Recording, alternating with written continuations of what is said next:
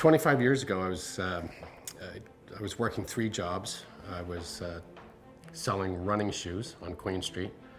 I was waiting tables on King Street. I want to say I was working on Prince Street, but I wasn't. And the other full-time gig I had was inside sales, support, and marketing for the Ontario Automobile Dealer Association. So I had these 3 jobs. I was working all the time. And then I landed what I thought was my dream job. I got a job with a privately owned insurance company that provided insurance products to car dealers. And I was responsible for a territory from Windsor to Ottawa along the 401 corridor. I was in my car all the time. And I was promoting the sale of credit, life, and disability products that you could attach to your loan or your lease. You could, if you were sick or injured, we'd make your car payments for you, or if you died, we'd pay off your car loan, that sort of thing. And those products are sold in the F&I office or the business office after your car sale. You go in and you're presented with these options. I was training people how to sell this particular product, overcome objections, and I was loving what I was doing. I grew up in a car family. My dad was a car dealer in London. Nothing like a new car, my dad always said. He was a car salesman at first, and then he owned one of the first Toyota dealerships in the region. I loved what I was doing. I had a blast. I was with the same kind of people that I kind of grew up with, right? I was in and around the car dealership and in and around car people my entire life. And there I was in car dealerships every day, helping people promote the sale of my product. I had a base salary, I had a gas card, I had a cell phone and a cell plan. I wore a suit and tie every day. I had my day planner, and because I traveled so much, I used to get a call pretty much every month from one of the business owners about my cell bill. But if you could think back 20 years when cell bills were like even more massive than than our cell bills are today, but they were crazy. It kind of, in some ways, felt like I was a professional visitor.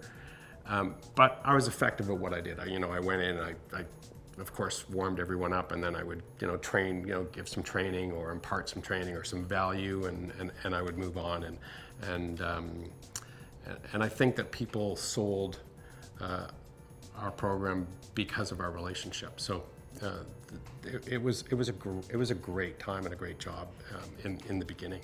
But after a couple of years, I experienced that people were starting to get claims denied. For instance, I recall one of them was an individual who had cancer who was turned down because of a pre-existing sexually transmitted disease. And then there was a lady with high blood pressure whose stroke was disallowed, or she couldn't make a claim for a stroke because she had high blood pressure. And then there was people who were quite overweight and were given a doctor's advice that they must lose weight, for their good health. And that a claim was denied because of that reason. And then I started to read our policy even more and more in depth. And as I was reading this policy and the terms and conditions of the policy, I started to become really disillusioned. And I realized that this product isn't what I thought it was. And it wasn't just the people that were being denied the coverage. There were tons of people that were excluded, that would be excluded right out of the that would know that they were excluded, like people with diabetes or cystic fibrosis or multiple sclerosis or cardiovascular diseases or chronic low back pain, all sorts of the mental illnesses that are so prevalent in our discussions and in social media today. Like, imagine people living with depressions, anxieties. All those types of people are automatically excluded from insurance policies. And it wasn't fair that these people bought hope. It's not fair that they were caught in a bunch of words. And there wasn't really a solution. I started to read every credit, life, and disability product I could get my hands on, from bank products to credit card products.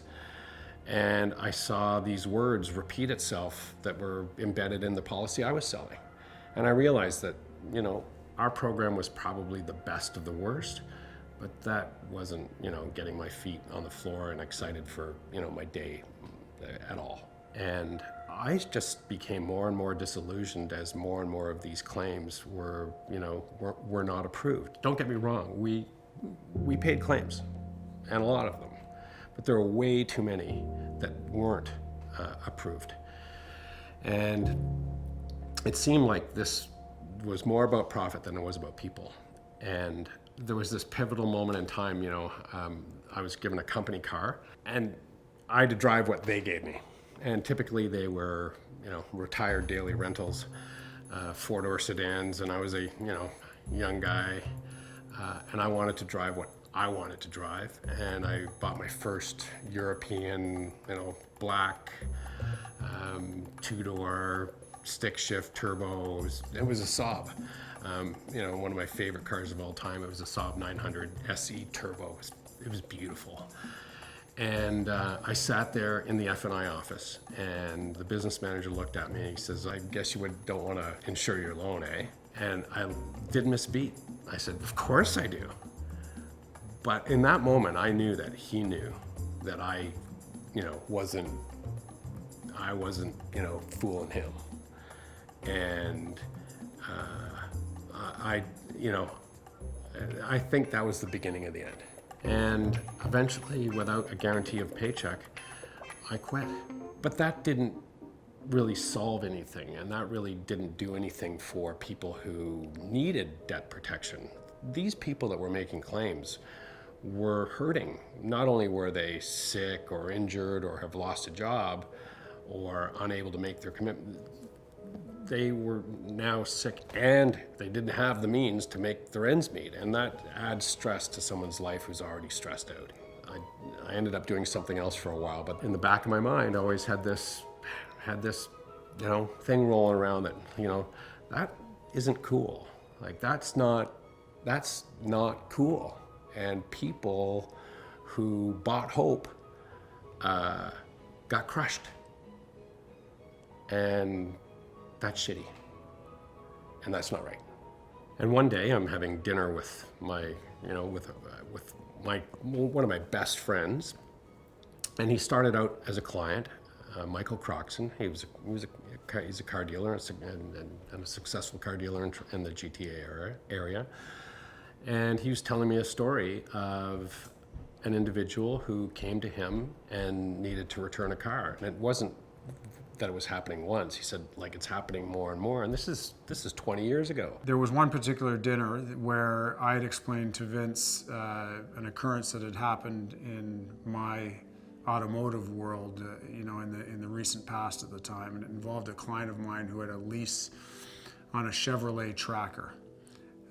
And she had had a hardship in her life because her husband had basically fallen on his head on a construction site and was deemed to never to be healthy again and never functional again. And they had automotive debt.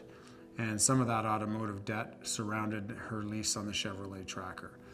I made a decision at that time, sort of on the spot, to take the Tracker back and relieve her of her debt. And then another elder lady lost her driver's license, and he had done business with the entire family, and he took her car back as well. And he said, "I certainly wasn't in the business to take cars back from people and absolve them of their debts to a financial institution. But I could see those kind of challenges happening more and more in the automotive world." Over the next couple of days, that whole conversation sat with me, and combined with my thought that people still need some form of debt protection, and of course the old disillusionment around what I was selling. So all those things kind of came together, and literally I woke up out of a light sleep and I sat bolt upright in bed, and I ran and grabbed a pen and a paper and I started writing this idea down. And the idea was just so crisp, so clear. It was so complete. And it was, people talk about that aha moment. So a few days after our dinner on College Street, I get this call from Vince. And he's going a mile a minute about this idea that he has around a product that will absolve people of their negative equity. And Vince being Vince, he's going a mile a minute and throwing out concepts and ideas. And no doubt I was sitting at my desk distracted by something else, and I would just sort of, I could hear the passion in his voice. So I just said, hey, Vince, maybe we should get together and talk about this a little bit further in person. Vince then showed up in my office shortly thereafter, further articulated the idea. I could see the excitement in his eyes and hear it in his voice. And he said, he sort of painted out that which he was trying to articulate on the phone. And I think I got it conceptually, although the product and ideas were in their infancy, obviously, at the time. But I could see that, here was a guy who I knew and trusted who was passionate about an idea, and the idea not only would help people, but it would also fundamentally change the game when it came to automotive debt. I was able to, all the things that I didn't like about what I was doing before, I eliminated all pre-existing health exclusions. I eliminated all the tricky language that would exclude people, that would, that would be hidden kind of a way that would exclude people from the benefits that they sought under the old program that I was selling. I made it fit all ages. So it didn't matter how old you were, it didn't matter if you had an existing illness or a disease. Our coverage would work for you. So Vinny suggested at the time that we should be partners. I naively but enthusiastically said, sure, how much do you need? And he told me, and I wrote him a check, and we were partners. And we've been partners ever since 20 years later. The idea that I wrote down is exactly the product that we still sell today. And that idea is still the core values, and the idea is still in existence 20 years later. And in the 20 years that we've been doing this, we've never pulled a health record to adjudicate a health-related claim. Never. And that, if you think about that, it's just mind-boggling for people in the insurance industry. Like any startup company, in the early days, there was a lot of struggles. And they weren't my struggles necessarily. I wanted the company to succeed, but it wasn't live or die for me because I had a day job. I was in the automotive business, and I was running a car dealership and trying to build a separate business that way. They were very much Vince's struggles that I was an observer on. And I watched a guy scramble to not only get the product launched and refined to a degree to which we could market it, and he could market it to other dealers, but also watched a guy struggle financially as he poured all of his resources into making sure that the company survived in its early days. I met Vince around 1999. I was working with a law firm, helping them with some of their clients, particularly in the sort of the dot-com era. The law firm would ask me to go in and work with different companies as they were trying to establish financial discipline around their operations. And Jonathan Fleischer was one of the lawyers I worked with, and he was working with Vince, and he suggested that there might be a good connection between Vince and I to help move his business forward. One of the big things that we needed in the early stages was approval from financial institutions. And being that Michael Croxon was a GM dealer, a lot of paper was financed through GMAC. So we needed GMAC to fund our premium on their leases and loans. And I, of course, was a GM dealer at the time and arranged a meeting with Vince and myself and a senior executive at GMAC, Peter Andrew. And Peter, was a personal friend of mine, had done business with me and my family for years. We had a very, very good relationship with GMAC. So off Vince and I went to Bloor Street West, which is where their offices were, and we sat down in Peter Andrew's office, and we explained to him the concept of WalkAway. Peter Andrews was a financial guy with extensive history in the automotive business, and he got it immediately. And whether it was through his own tenacity or his enthusiasm around the amount of debt that this would resolve for GMAC, which it ultimately did, we were hardlined on GMAC contracts in short order. And that was a very significant moment in our history as well. I think it was Michael's relationship as a GM dealer and with Peter that got us that initial approval. As quickly as he got charged up and enthused about the product and what it could do for GMAC, was that he kind of looked at our business model and openly wondered whether or not we were charging enough for this product. So while he didn't say it, I think the insinuation was, we may not succeed because we're charging too little. But a lot of people kind of looked at us sideways and thought, there's no way these guys can do what they're doing. So let them have some fun, and we'll see where they are in a year. And here we are, 20 years later, and we've relieved Canadians of over $100 million of auto debt. God, I met Vince, must have been 20 years ago, introduced through my brother. And I think the first time we met was actually down where Vince was living at the time, down in the beaches. I remember Bruce coming to see me, visiting me in my home, and he was very curious as to how I lived, and he wanted to see the art on my walls, and I think he was just trying to suss me out. I remember his bike was on the porch, and he's living like I kind of live, so we had an instant connection. I knew he was kind of checking it out, and is this guy for real, and is this someone he wanted to see the whites of my eyes sort of thing, and the passion.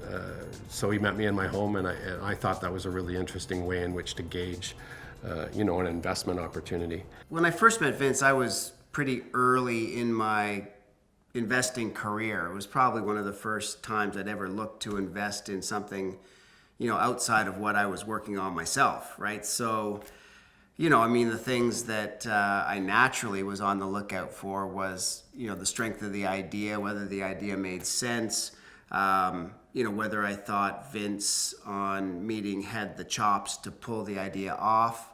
I remember being taken by how passionate he was about what he was embarking on, which was a very good sign. I knew he was a competitive athlete, and the intensity that it took to be a competitive athlete, and I saw some of that same fire, as he was describing the early days of WalkAway. And, in my mind, whether the more you get to know the operator, the idea really becomes less important in a sense, because it's really about, through all the changes that the idea is going to go through, are you backing somebody that's going to stick with it and put in the hours and weeks and years, as it's turned out, that it's going to take to build a successful company. He invested, and we actually just recently bought him out after 20 years. He was in a long time, and I think he had pretty good ROI for Bruce, and he was a great partner. He's able to distill things down to really simple, really what matters, kind of focus. He was very invaluable for our growth and stability, and later stage growth as well. He was a great advisor. The initial years, had lots of roller coasters, and I remember one time in particular where I can't remember exactly what the circumstance was, but it involved the insurer, and the insurer was pushing back, I think, on their ability to provide coverage to WalkAway, which, because all of our eggs were in one basket, would have been, a potential death blow to the business. And that was an all hands on deck time, rejigging what the returns would be for the insurance company. And, you got to see everybody sort of pull together. And I'm sure there was more than one incident like that. We were riding, very thin margins we weren't paying a lot of people much money. We did have some early employees, but our first accountant, Martin Block, great guy, he wrote me a letter. And he said, I'm not sharing this with your two other partners. In this letter, I outlined to Vince some of my concerns about the volume of business, the cost structure that was there that had to be carried. And my concern was that without some substantial changes in the way that the debenture was structured and the business was operating, that financially the company would not survive. Vince shared with me a letter from our then accountant, Martin Block. And I'm not sure that Vince was supposed to share it with me because it was just directed to him. But Martin was basically sounding the alarm bells about the viability of WalkAway underneath the burden of debt that it was currently under. We had $425,000 of a convertible debenture or a convertible debt that we had with actually a partnering company that it was a software company. I guess the caveat to that is that the software provider, we later discovered, did not deliver on many of the things that they had contracted to deliver us in order to get our software functional. It was early enough in the days of the internet where people were still able to fool you as to what this technology could do, and pulling information down from here and sorting it here, and we were quite enamored with it at the time. And anyway, long story short, it turned out to not do what it said it could do. And in addition to that, we had a certain amount of debt that we had to pay for this software, which wasn't going to give us the IP we needed anyway. With some creativity, Vince and Bruce and I put together a plan, and the plan was ultimately successful in absolving us of that debt. So it was a bit of a breakwater day at WalkAway, because here was a company that was on the verge as a result of the debts that it carried, and the primary debt that it carried had been absolved, sort of a long story, but over a lunch that I'd had with the principal of that company. In the early days, I didn't take a paycheck myself. I paid everyone else before I paid me, and that's just the way you have to do it, in startup world. And then, as we needed more, as we grew and needed people, I was extremely fortunate to have Rob Varga referred to me. It was like, I didn't know Rob that well, I knew of him, and he was looking at one other particular opportunity, and I was super fortunate to land Rob. I've just spent 2 years at a large corporate company, and it was hard to move things along, and it was very siloed, and I found it very frustrating. So I thought, going to a smaller entrepreneurial company might be a good thing for me, because you get exposed to so much more. And I remember negotiating the letter of or employment agreement, I guess, for lack of a better term at the time. And there was some showstoppers for me, and I was trying to negotiate an MBA, having Vince or the company pay for an MBA over time. And I remember him saying, you'll get more of an education working for a small entrepreneurial or startup than you'll ever get in a classroom. And I thought, God, that's a good one. But it ended up being true. I'll tell you, I'm sitting here today and tell you that is true, that statement. I certainly got a hell of an education here, because when you work for a smaller entrepreneurial company, it's not for everyone. We all worked for Undermarket for a number of years, but you're exposed to so much. You're involved in more decisions, and the spotlight is glaringly on you, so you either sink or swim. Rob Varga has been a fundamental part of the WalkAway story from the early going, and ultimately, has evolved his role into our president and running the entire operation. And I think he and Vince are the perfect complement to one another. If Vince is the idealist guy, the entrepreneurial guy, asking a guy with Vince's skill set to structure himself into a company each and every day is not the ideal scenario. Whereas, Rob is very much a team builder and a guy who executes on ideas. And I think when you put an ideas guy like Vince with a guy with a little bit of structure around building a team and executing those ideas like Rob, you get a phenomenal combination. And bringing Rob on as a partner in WalkAway was probably one of the best decisions that Vince and I ever made. As we grew, we looked to branch out and market ourselves. And Rob was instrumental in getting an article that appeared in the American edition of Automotive News, which lands on every dealer's desk in the United States. Virtually everyone in the automotive industry reads Automotive News. And our phone started ringing off the wall. So the article that appeared in the Automotive News, which would have been in the early 2000s, was an article written by a lady named Donna Harris, and it was about negative equity.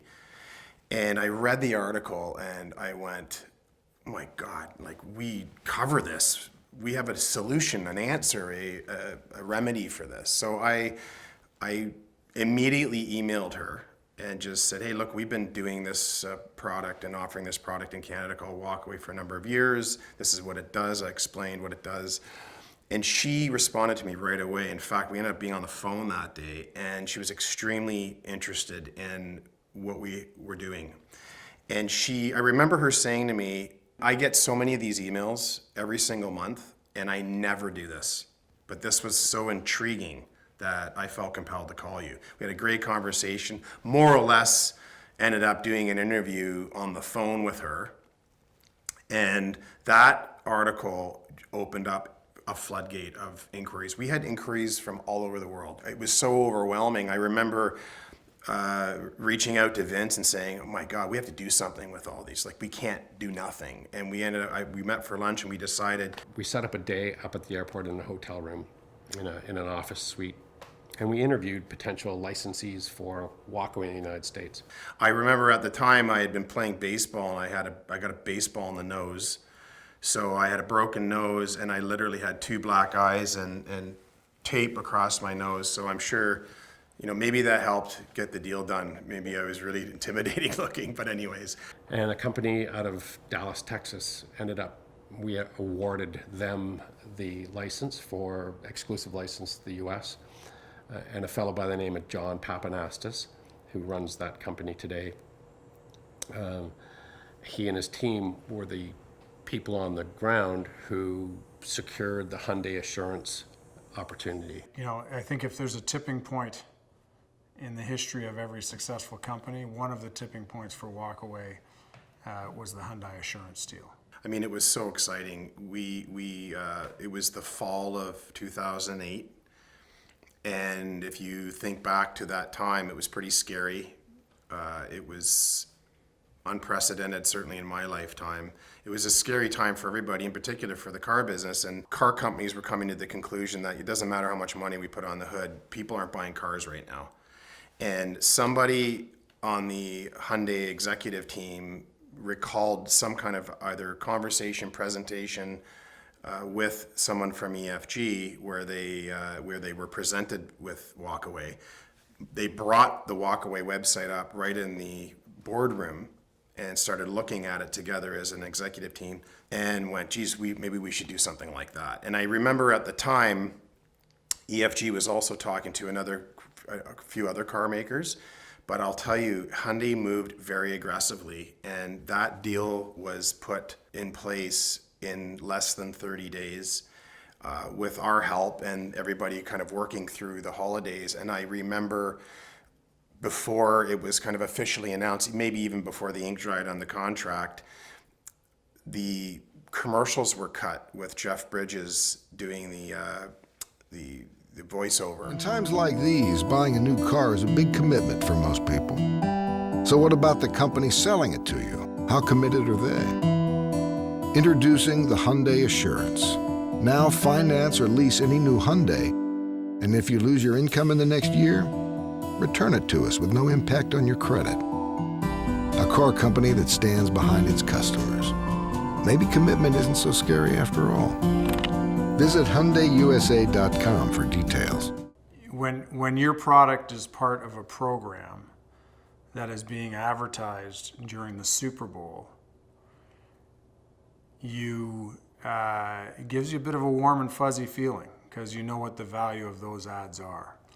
And for an international automotive company to have your product, that they've rebranded their own, but fundamentally that it's your product in behind it, it's a pretty proud feeling. Whenever you buy a new car, you have to sign a contract. But what about the company selling it to you? Where's their signature? Introducing Hyundai Assurance. Now, finance or lease any new Hyundai, and if you lose your income in the next year, you can return it with no impact on your credit. Sound too good to be true? Come and see us and we'll put it in writing for you. Visit HyundaiUSA.com for details. I was pinching myself. I couldn't believe it. It was so exciting. And, I talked about a floodgate before when we had the article in Automotive News, but this was an even bigger floodgate. I mean, phones were ringing off the hook from dealers across Canada. In fact, the first month, so in that January or February timeframe, I think we launched 40 or 50 dealers that first month in Canada. Not only was it a big deal and meant a lot to the company from a financial perspective, but I think it validated the concept that Vince had originated and we'd so desperately been trying to prove out in the Canadian automotive marketplace for the previous decade. It doesn't matter, what walk of life you come from, what kind of budget you manage in your life, what ailments you may be carrying around that, some of us hide, don't want to talk about it. But if one of those things befalls you or something in your life happens to go, off the rails where you need some time to heal and, take a step away from your life and your work life, go on a reduced income, WalkAway's there for everyone. Sometimes in your business life you get lucky. And I've had a couple of instances in my life where I've been lucky. I've had many instances where I've made investments that haven't worked out, but I consider myself very lucky to have had an open door policy at a time when a young guy with a great idea walked into my office and presented the idea and asked me to write a check, which at the time was a lot of money. But as I look back on it today, that was one of those instances where I was very lucky. As I look back on the history of the company and the way the company currently operates, I think it's a great example of what a powerful culture, committed founders, focus and discipline and staying true to not only who you are, but the market that you're serving.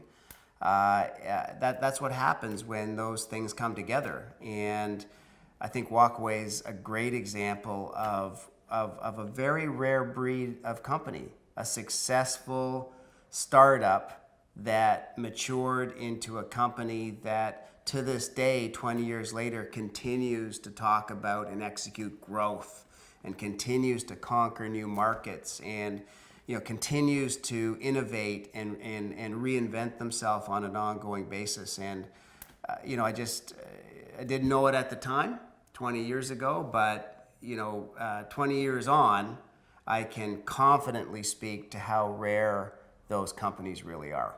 I've done a lot of things in my life in terms of jobs, and the challenge I always faced was I wasn't passionate about what I was doing. So I worked hard, I did well, I delivered results for the most part, but I found myself constantly seeking something else.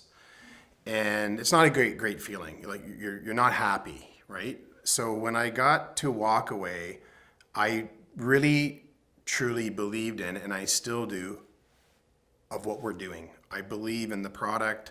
I believe in that we do good work. I believe that we help people every day. And I would buy it and have bought it myself. And we use this terminology internally about passing the mom test. I would sell it to my mom, and I would sell it to my friends' moms. So it's important to say that I would not be sitting here today for all this time. And by the way, I never stayed anywhere longer than 4 years before I got here. And I've been here going on 17 years, collectively almost 18 years. That's, for Rob Varga, that's unheard of. So something has to keep you here, and it's purpose, and it's pride in the product, and it's a belief in what you're doing every day. And without that, I couldn't possibly have kept going. Debt protection's an important piece, but quality debt protection is, the piece, and that's what we do. We provide quality. In our opinion, there's nothing that rivals what we do, and that's been my mantra for 20 years. Treat people fair. Don't sell them hope that isn't there.